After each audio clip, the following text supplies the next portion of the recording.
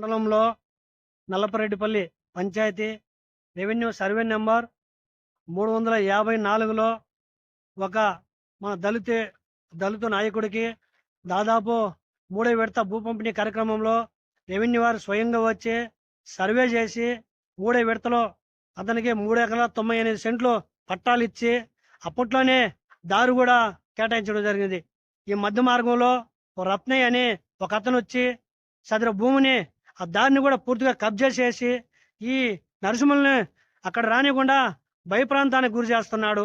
అటువంటి రత్నయ్య పైన ఈ రెవెన్యూ యంత్రాంగం కావచ్చు, ఇప్పుడున్నటువంటి మన ఆ, మన ఈ సబ్ కలెక్టర్ మేడం గారు కావచ్చు, వెంటనే తగు చర్య తీసుకొని అతనికి కఠినంగా అతన్ని శిక్షించి అతని పైన చర్య తీసుకొని ఈ నరసింహులకు న్యాయం చేసి నరసింహులకు అతని భూమి లేకపోయేదానికి దారికి హద్దులు చూపించవలసిందిగా భారత కమ్యూనిస్ట్ పార్టీ సిపిఐగా మేము డిమాండ్ చేస్తున్నాం.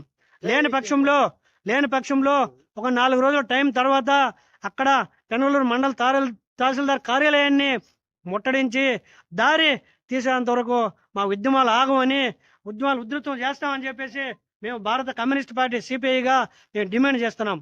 వర్ధిల్లాలి భారత కమ్యూనిస్ట్ పార్టీ, వర్ధిల్లాలి వర్ధిల్లాలి భారత కమ్యూనిస్ట్ పార్టీ, వర్ధిల్లాలి సిపిఐ.